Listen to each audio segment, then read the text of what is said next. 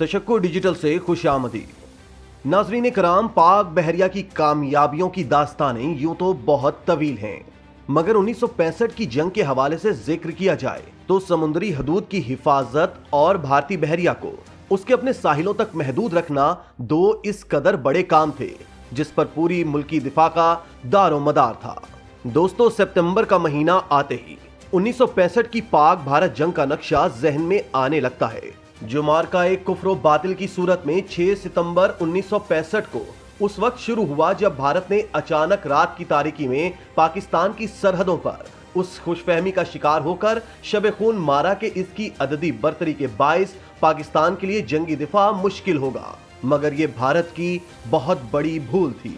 पाकिस्तानी अफवाज ने पाकिस्तानी कौम के एतमाद पर पूरा उतरते हुए अपने मुल्क की सरहदों का भरपूर दिफा किया और भारतीय सूरमाओं के मंसूबे खाक में मिला दिए। पाकिस्तान की बर्री फौज ने लाहौर, कसूर, सियालकोट, कश्मीर और राजस्थान के मैदानों में दुश्मन का डटकर मुकाबला किया, जबकि पाक फिजाइया ने न सिर्फ अपनी अफवाज की भरपूर फिजाई मदद की बल्कि दुश्मन के ठिकानों पर तबाहकुन बमबारी और फिजाई लड़ाई के दौरान दुश्मन के कई लड़ाका तैयारे मार गिराए। 1947 से लेकर 1965 तक पाक बहरिया ने शबाना रोज मेहनत के बाइस अपने आप को एक बहरी कुव्वत के तौर पर मुनज़्ज़म किया था। जदीद साजो सामान के हसूल के अलावा पाक बहरिया ने अपनी सिपाह की तरबियत पर भी भरपूर तवज्जो दी थी, जिसका मुजाहिरा पाक बहरिया ने 1965 की जंग में भरपूर तरीके से किया। नाजरीन, 1 जून 1964 पाक बहरिया की तारीख में एक यादगार दिन था। उस दिन पाक बहरिया की पहली आबदोज बहरी बेड़े का हिस्सा बनी। पाक बहरिया की आला क़यादत ने इस आबदोज का नाम गाजी रखा।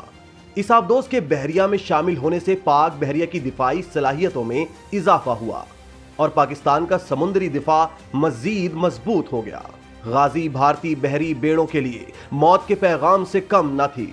तवील फासले तक सफर करने की सलाहियत रखने वाली इस आबदोज से पूरे भारत का कोई भी साहिल महफूज न था। रन कच के मार्के के बाद से ही हालात कशीदा चले आ रहे थे। इन बिगड़ते हुए हालात के बाइस पाक बहरिया को जो जिम्मेदारियां सौंपी गई थीं वो ये थीं: नंबर 1, पाकिस्तान की समुद्री सरहदों की हिफाजत करना। नंबर 2, समुद्री तिजारत और जहाज रानी के रास्तों को महफूज बनाना। नंबर 3, तिजारती बहरी जहाजों की हिफाजत करना। नंबर 4, भारतीय बहरिया की नकलो हरकत को महदूद करना। और नंबर 5, मशरिकी पाकिस्तान में बर्री अफवाज की इमदाद करना। ये तमाम तर जिम्मेदारियां निहायत अहम थीं, जिनको पूरा करना मुल्की दिफा के लिए निहायत जरूरी था। खास तौर पर समुद्री सरहदों की हिफाजत और बैनुल अक़वामी तिजारती रास्तों को हर हाल में खुला रखना निहायत जरूरी था, ताकि तिजारती बहरी जहाज अपनी तिजारती सरगर्मियां बिला रोक टोक जारी रख सकें। पाक बहरिया इस सूरत हाल से बखूबी वाकिफ थी और अज़म रखती थी कि पाकिस्तान की समुद्री हदूद को हर हाल में महफूज रखा जाएगा।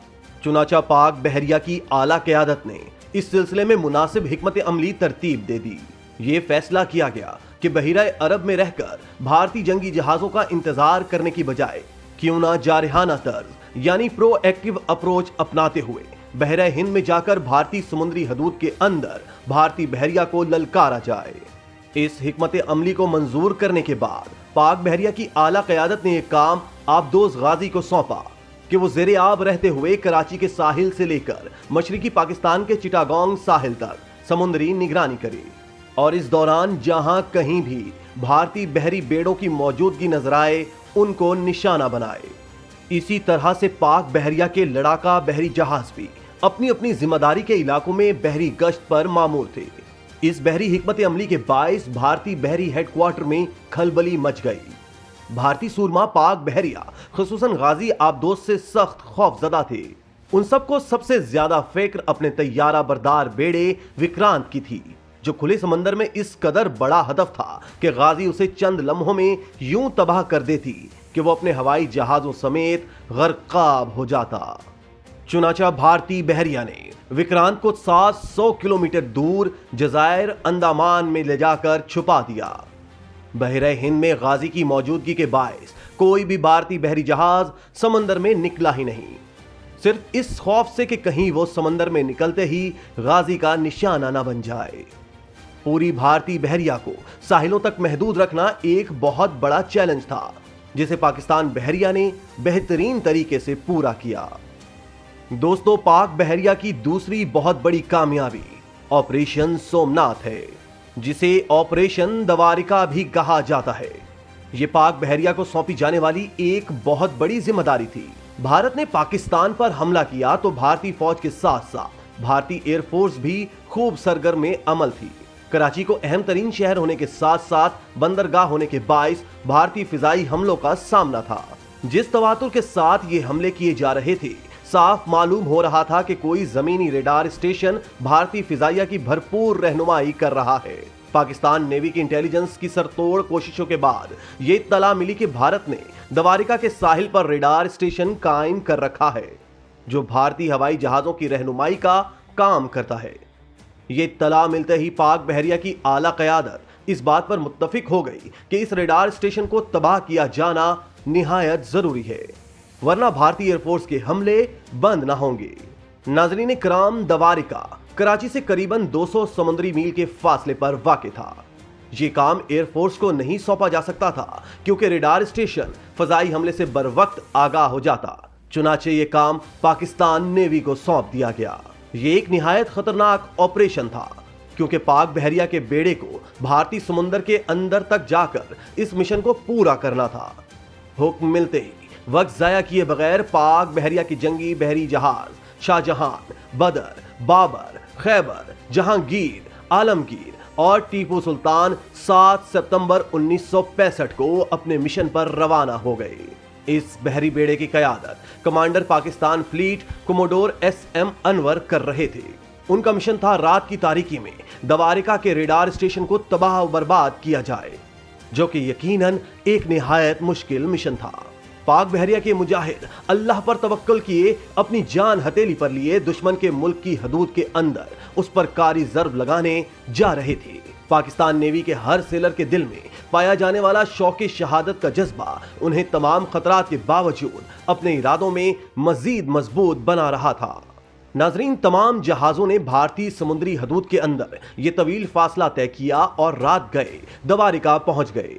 तमाम जहाज दवारिका के साहिल के इतने करीब आ गए थे कि पूरा शहर इनकी तोपों की जद में था।